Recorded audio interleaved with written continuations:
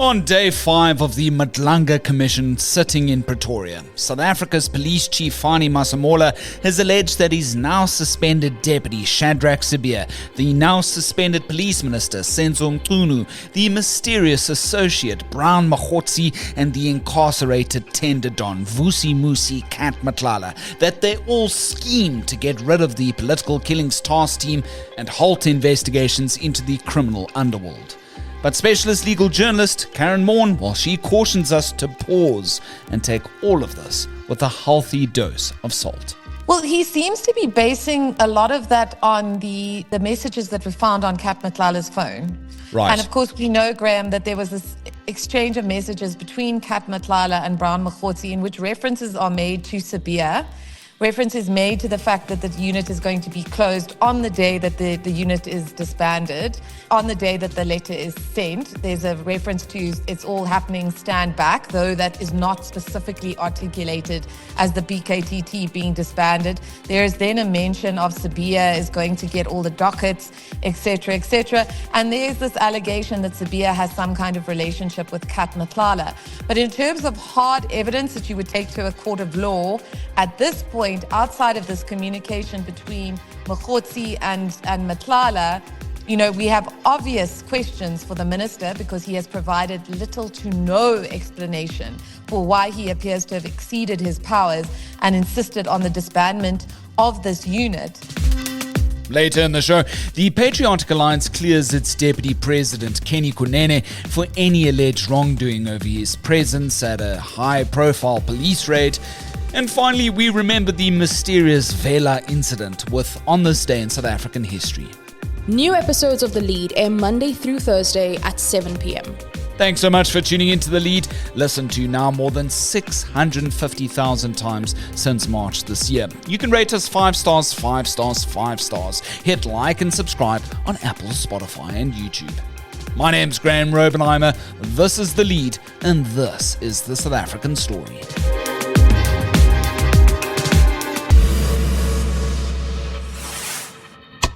Moving to our top story today, National Police Commissioner Fannie Masemola believes now suspended Minister Senzo Mchunu pushed to disband the contentious political killings task team in an effort to quote-unquote halt investigations into criminal cartels. Masemola, on day 2 of his testimony before the Madlanga Commission of Inquiry in Pretoria, also alleged that Mchunu essentially lied about having President Cyril Ramaphosa's backing to wind down the unit's operations. While the task team's been investigating numerous high-profile cases, and Masemola's argued that it's among the country's most successful policing units to date, even overshadowing the Hawks. While Karyn Maughan, of course, our specialist legal journalist, joins us live from central Pretoria now. She's on her way back to Johannesburg. She's not driving, lead listeners. She's a passenger. So you may hear some hooting in the background. Karyn, how are you doing? It's been quite an eventful day. Yeah, no, fascinating. Thanks for having me, Graeme. Absolutely. Karyn, take us through the beginning of the testimony, chronologically, if you will, of the day. So much was said, specifically starting with this report that Masemola, as demanded by the minister, had to hand over in terms of the winding down of the unit itself. What were the difficulties that Masemola relayed? And it's understood that the police minister had, agreed that it was okay to wind down the unit during the course of this year?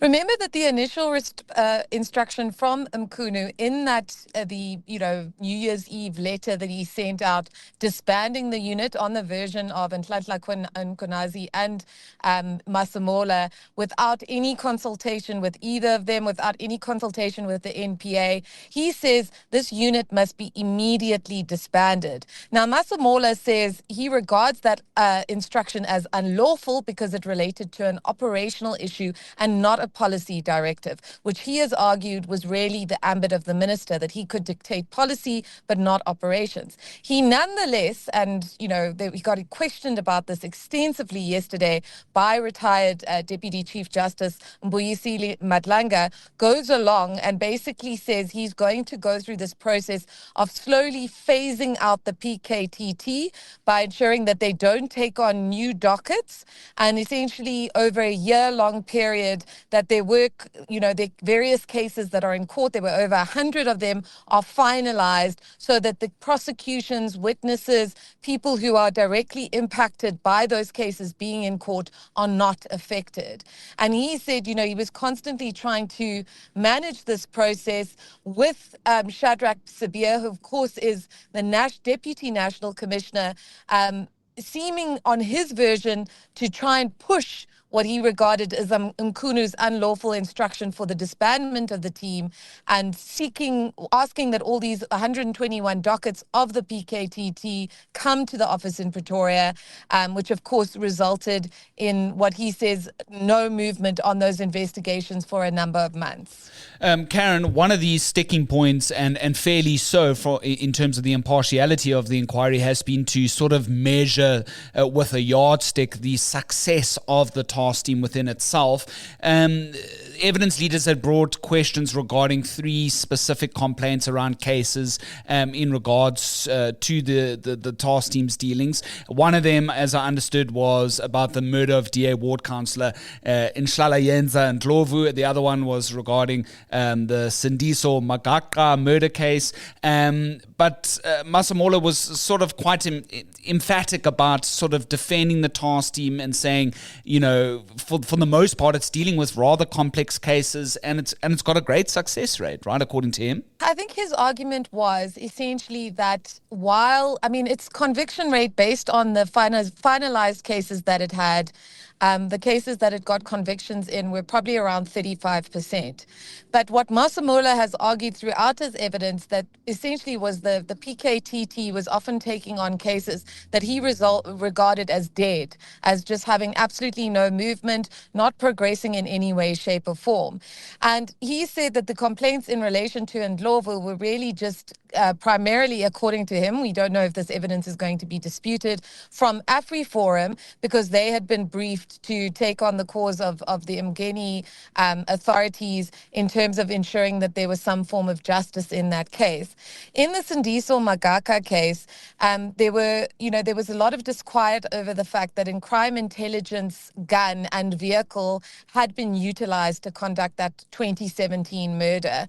And of course, we know that case is now in court. But what Masemola emphasized, that it was because of the work of crime intelligence boss Dumisani Khumalo, who's obviously a pivotal figure, Graeme, in the story, because we know that he seems to be very closely allied in his interests with Mkhwanazi and definitely with Masemola as well, that Masemola was talking about the way in which it was, Khumalo who had cracked open the Senzo Mchunu case and had actually resulted in arrests and the case going to court. I mean, one of the accused, or 2 of the accused in that matter, are actually police officers. So he said this is a reflection of success. He didn't really go into what exactly the nature of the criticism was in the Mchunu case, but he said, look, the fact that we managed to crack it through in Khumalo's work is a testament to what this unit is able to achieve.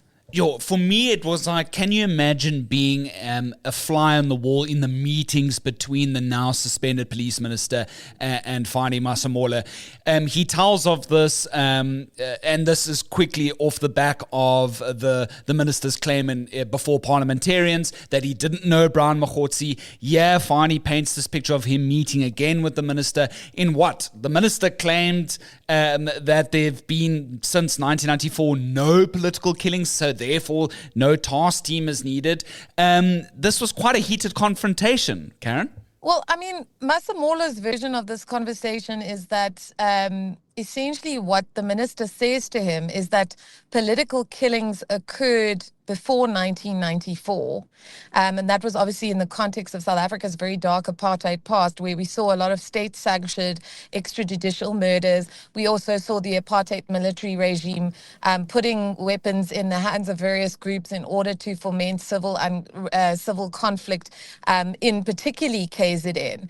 But we do know that in the democratic environment, a number of murders are committed with a definitively political motivation. And that evidence has been given by both Mkhwanazi and Masemola. And essentially what Mchunu is alleged to have said, and we don't know, he will come and give his own testimony, was that, it's after 1994, there were no political murders. They are just murders. And that was the quote that Masemola was reflecting on in his evidence today. It feels like, off the basis of what we're going to be discussing next, that perhaps the minister, and yes, he's got to come to account, perhaps may have been caught in another lie, because according to Masemola, Mchunu claimed to have had the backing or the buy-in from President Cyril Ramaphosa to go ahead with the disbanding. But Masemola says that, in actual fact, in his meeting with the president was sort of taken aback. It's quite something. One doesn't quite know. Our president is not someone who is necessarily known for expressing strong viewpoints one way or another. So, obviously we're going to all be sending queries through to Vincent Magwenya and asking him if they're going to put a position on record on this. But he said that it was because this, I think the conversation that he's referring to from Mchunu was some time after that 1st of February engagement with Ramaphosa, where Ramaphosa had expressed surprise, of course, Masemola highlighting the fact that the president had actually deployed the PKTT to Fort Hare to deal with the allegations of corruption and murder, etc., that the PKTT was investigating. Of course, some of its work in that respect has been highly controversial. I think it's going to be one of the issues that, some of the accused, for instance, in the Fort Hare corruption case, are certainly going to have a lot to say about their particular complaints about the PKTT and its alleged heavy-handedness. But he said, the president had asked that this team gets deployed to Fort Hare. And he also expressed, as I said before with that meeting, that the president had expressed shock. So he said he was not convinced himself that Mchunu was necessarily being honest about what the president's position was. But, that being said, if the president had been vehemently opposed to the closure of the PKTT, I have absolutely no doubt that he would have communicated that to Mchunu and potentially said, look, we need to discuss this, and I don't think that this is the right way to go. So I think that, there are obviously a number of conflicting versions, and I would be interested to note if at any point this inquiry will consider calling Ramaphosa to give his account of the events that played out in order to establish some degree of certainty about exactly what happened here. Right. Moving swiftly along now to a lot of the evidence being led is in regards to Masemola's deputy, Shadrack Sibiya, who of course is now on full-blown suspension after his court bid to be sort of reinstated went nowhere. Take us through this, because essentially we have Masemola sort of saying Sibiya pushed really hard to get the 122 PKTT dockets to Pretoria. What was, according to Masemola, the reasons why Sabia was doing this, and he wasn't necessarily doing it with the approval from his boss, right? His version of this is that he said, and I think he's absolutely correct on this, that he was the only person that could have really issued an instruction for those dockets to come to his office. And there had been a discussion, Graeme, like in I think it was on the 15th or 14th of January, there was this conversation where Sabia is presenting him, Masemola, with a letter saying, this is what about the immediate disbandment of the unit. And Masemola keeps fobbing him off and saying, look, I'm going to address this. I'm going to handle this. And instead of listening to what the National Commissioner told him, what his boss is telling him, Sabia then issues on the 17th of January, which is ultimately what results in him getting suspended, one of the several issues that is going to be investigated in a disciplinary inquiry, issues this letter where he says, all the dockets from the PKTT must be brought to his office in Pretoria, which, according to the evidence given by Mkhwanazi and Masemola, was incredibly, it wasn't appropriate, it was extremely unusual, because in the normal course of events, all of those dockets should have gone back to the police stations that they emanated from. There was absolutely no explanation for why they then go to Pretoria. And on the evidence that we've led thus far, according to Mkhwanazi and the sort of subsequent audits that were done of those dockets when they returned to their police stations and returned to the PKTT, there was absolutely no movement on any of those investigations the entire few months that they were stuck in Pretoria. That's one of the major issues that Sabia will have to answer to. And of course, Masemola's version of that is that he believes that because there was this conflation of the PKTT with the Gauteng Counterintelligence Unit, which of course led by Khumalo, who is obviously this pivotal figure in this whole narrative, had been involved in investigating the murder of Armand Swart, and then that, of course, leads to multiple firearms being linked to other multiple murders and, cases against Kat Matlala. And Mr. Molefe, Katiso Molefe, the businessman, he says that, his overall perception of this, and he stated it in very strong terms, was that there was this desire to get those dockets back into the control of Shadrack Sibiya so that he would be able to understand what the status of those Gauteng cases were, without necessarily having the realization that that was not a PKTT case. They had just been brought in because the investigators in that matter had been put under threat, and one of the police officers implicated in one of those murders, the Swart murder, was granted bail, and there was a real apprehension on the parts of investigators that they could be killed, and that was why the PKTT was brought in. So he said that was the argument and contention that he made, that this was essentially about getting hold of those particular dockets. Because Masemola doesn't really mince his words, does he, Karyn? He sort of basically directly sort of states, and I'm going to quote, from the News 24 Hansard, if you will, that he understands that the now suspended minister's quote-unquote irrational decision to disband the task team can only be explained, quote-unquote, by his desire to halt investigations against criminal cartels. And then later on in the testimony, in the last short while, he sort of goes on to say that all of these players have been in cahoots, that it's been Sabia, that it's been Brown Mogotsi, that it's been the now suspended minister Mchunu, and it's been Kat Matlala, who all sort of work together to disband the task team and to, quote-unquote, prevent the investigation against the cartels in Gauteng that are involved in murder, drugs, and so on. Here we have something that's said quite outright on the record, and this obviously now needs to be disputed, when the minister comes to account. Well, he seems to be basing a lot of that on the messages that were found on Kat Matlala's phone. Right. And of course, we know, Graeme, that there was this exchange of messages between Kat Matlala and Brown Mogotsi in which references are made to Sabia. Reference is made to the fact that the unit is going to be closed on the day that the unit is disbanded. On the day that the letter is sent, there's a reference to it's all happening, stand back, though that is not specifically articulated as the BKTT being disbanded. There is then a mention of Sabia is going to get all the dockets, etc., etc. And there's this allegation that Sabia has some kind of relationship with Kat Matlala. But in terms of hard evidence that you would take to a court of law, at this point, outside of this communication between Mogotsi and Matlala, we have obvious questions for the minister because he has provided little to no explanation for why he appears to have exceeded his powers and insisted on the disbandment of this unit. But I don't know that we can necessarily make the jump that Mkhwanazi and Masemola say that they have, and they say that they have the evidence to back this up, and this will come out in Khumalo's testimony, some of which is very likely to be in camera, that this was part of a collusive criminal enterprise. Right. Just to end off, Karyn, our colleague, obviously, Jeff Wicks, the author of Shadow State, which, by the way, is a #1 bestseller. Kudos to Jeff. It's doing very well. Saw it at the exclusive books at OR Tambo International Airport. #1. Well done to him. Of course, he had revealed in his reporting in the run-up to the book that the revelations of this now cancelled 365 million rand health services tender is what essentially prompted Minister Mchunu to act shortly thereafter. That timeline of events got mentioned specifically in today's testimony.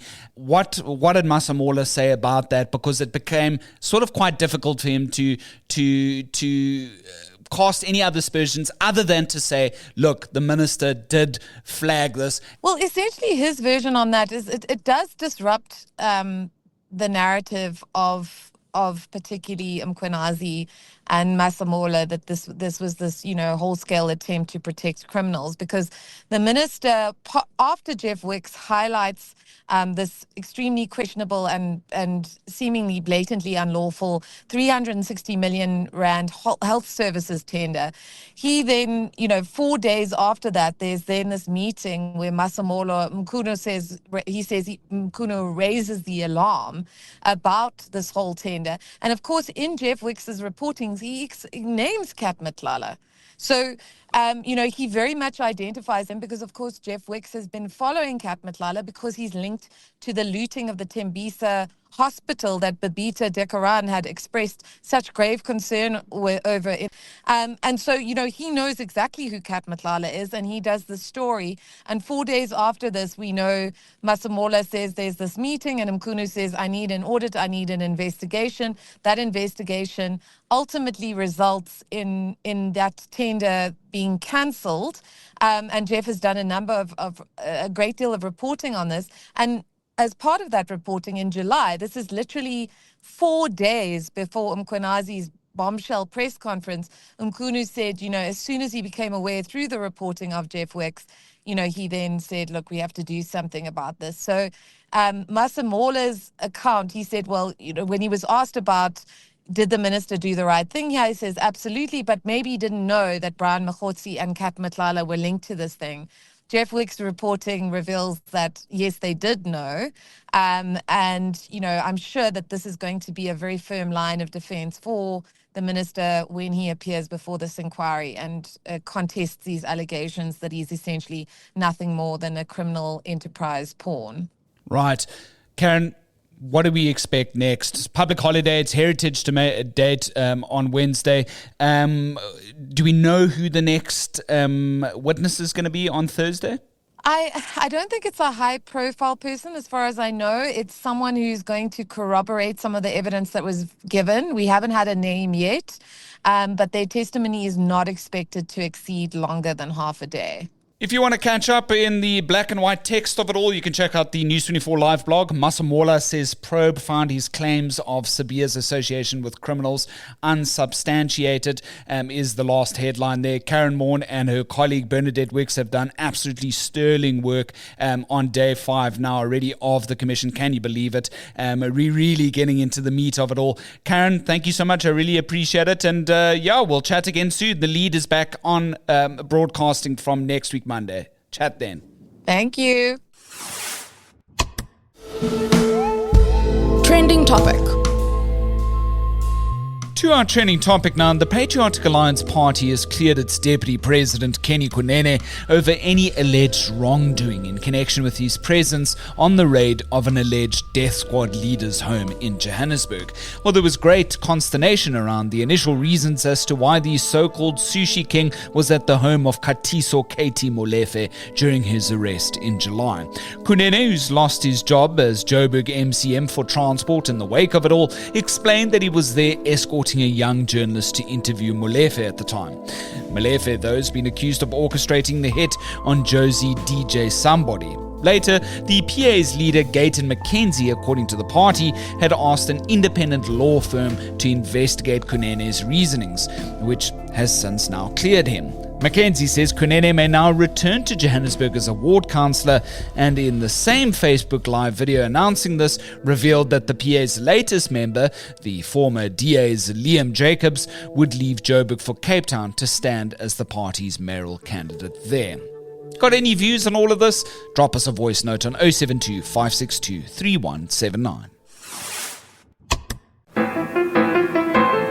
Listen Up is News 24's sharp new podcast, where hosts Tim Cohen and Mark Barnes cut through the clutter with bold takes and unfiltered insight. They're not fighting for the good of South Africa, and so this is degenerated into a series of tit-for-tat spats. How's that for a bit of poetry early in the morning? Smart, punchy, and unapologetically real. President Ramaphosa has explained why he did it, and the reason he did it was because he said that people weren't allowed to go to America, and then Andrew Whitfield did, and then there's a dispute about whether or not he asked. Catch new episodes of Listen Up every Tuesday on News 24 or wherever you get your podcasts. I know a lot about this. Not really. Yeah, but there we go. Here goes. You can be the accused for a change. Go.